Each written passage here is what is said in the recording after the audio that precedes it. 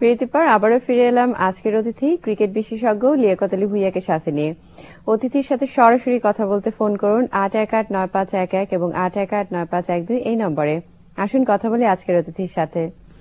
বিরতিতে যাওয়ার আগে তো টেস্ট নিয়ে আমরা কথা বলছিলাম, তো সামনেই তো ওয়ানডে শুরু হচ্ছে, তো এই ওয়ানডে নিয়ে একটু জানতে চাইবো যে কেমন হওয়া উচিত ওয়ানডে দলটি। ধন্যবাদ আপনাকে। ওয়ানডে দলটা হওয়া উচিত আমি মনে করি এখন এখানে কিন্তু একটা জিনিস আমার মানে একটা জিনিস জাগছে যে এখন কিন্তু পেসার আপনার 4 জন, দ্যাটস মিন তাসকিন, রুবেল, মাশরাফি তো আছে, আবার মুস্তাফিজ। এই 4 জন তো নিয়ে আমার ধারণা যেটুকু 4 জন নিয়ে তো খেলবে না। এখন 3 জন নিয়েও যদি খেলে সেই ক্ষেত্রে কি 3 জন নিয়ে খেললে আবার স্পিনার একজন ড্রপ করতে হবে। তা সেই ক্ষেত্রে স্পিনের উপরে কিন্তু বাংলাদেশ নির্ভরশীল। তো এখানে কিন্তু একটু হিসাবের ব্যাপার আছে, 2 জন পেসার নিবে না 3 জন পেসার নিবে। আবার নিলে আমি কিন্তু মুস্তাফিজের প্রতি কিন্তু খুব মানে নতুন ছেলে, এই ছেলেটা কিন্তু খুব সুন্দর বল করেছে আপনি পাকিস্তানের এগেনস্টে। তো এখন এই 10 ওভার আসলে কি করতে পারবে কিনা, এর অনেক কিন্তু হিসাবপত্র আছে, এবং এটা কিন্তু এই সিলেকশনটা করতে কিন্তু ক্যাপ্টেন এবং সিলেকশন যারাই করবে আর কি তাদের জন্য একটা বিরাট টাফ হবে এই জায়গাটা আর কি। আমি ব্যাটসম্যানদের কথা পরে আসতেছি, বিশেষ করে অ্যাকচুয়ালি স্পিনার এবং পেসার কয়জন নিয়ে খেলবে এটা একটা ব্যাপার। কারণ আমাদের মাশরাফি ছাড়া কিন্তু অন্য যারা আছে তারা কিন্তু খুব একটা ভালো ব্যাট করতে পারে না। তার নিচের দিকে যদি এই 3 জন বা 4 জন নেয় তারা কিন্তু খুব একটা ভালো ব্যাট করতে পারে না, তখন কিন্তু ব্যাটসম্যানদের সংখ্যাও কিন্তু কমে আসবে।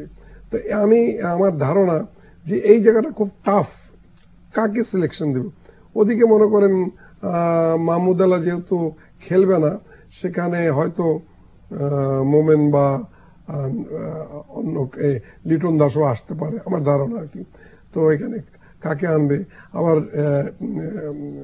ওপেন কাকে দিয়ে করাবে, এগুলো একটা প্রশ্ন আছে। কিন্তু তারপর আমি মনে করি এই জায়গায় রনি তালুকদারের একটা সম্ভাবনা আছে। আমাদের আসলে কিন্তু এটা কিন্তু একটা শুভ লক্ষণ বা শুভ সংবাদ এই জন্য যে ঘাড়ের উপরে কিন্তু অনেকগুলা ওয়ানডের জন্য অনেকগুলা ব্যাটসম্যান বলেন বলার বলেন বসে আছে, যেটা বলে বেঞ্চ প্লেয়ার, তারা কিন্তু বসে আছে। একজন ফেল করলে কিন্তু আরেকজন চলে আসবে।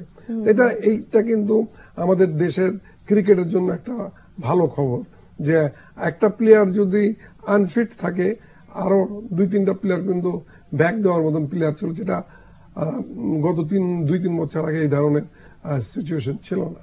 তা আমি মনে করি এটা খুব ভালো, এবং এটা একটা tough job for the captain and যারা সিলেকশন করবে তাদের জন্য।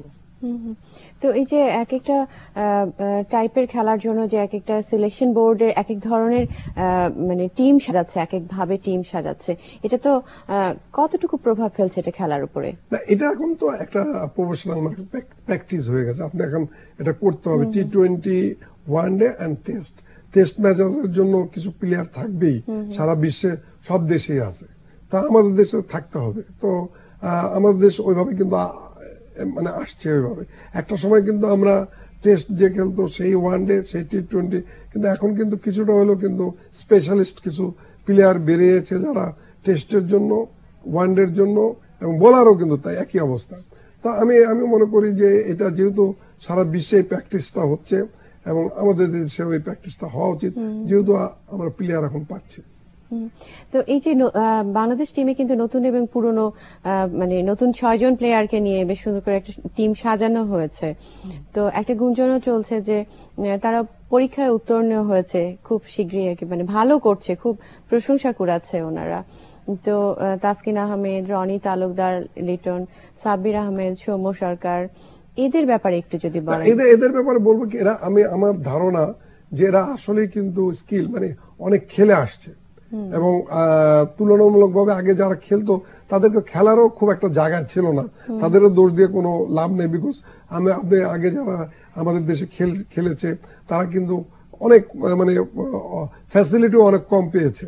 এখন কিন্তু প্লেয়াররা অনেক ফ্যাসিলিটি পাচ্ছে, সেই জন্য ফ্যাসিলিটি যেহেতু ভালো পাচ্ছে প্লেয়ার গুলো কিন্তু ভালো। আপনি এখন সৌম্য সরকারের কথা যেটা বললেন, দেখেন সে ওয়ানডে বলেন টেস্ট ম্যাচেও কিন্তু সে নতুন একদম, একেবারে কিন্তু সে টেস্ট ম্যাচেও খারাপ করে নাই, এবং তাকে দিয়ে খুব একটা বল করানো হয় না, হয়তো বেশি বল করলে অন্যরকম রেজাল্ট আসতো।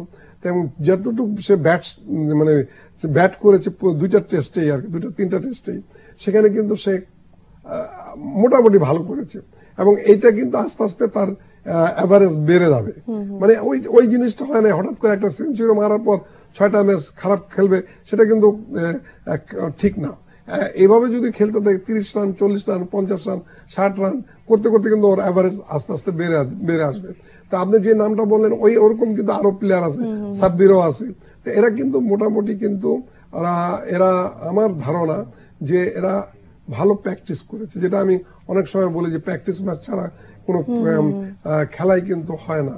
তো এই জিনিসটা যদি এখন পাইপলাইনে যে সমস্ত প্লেয়ার আছে, আমার ক্রিকেট বোর্ডকে আমি ধন্যবাদ জানাবো যে ইতিমধ্যে এ দলকে নিয়েও তারা কিন্তু অনেক পরীক্ষা নিরীক্ষা অনেক কিছু প্রোগ্রাম নিয়েছে, 19 দলকে নিয়েও।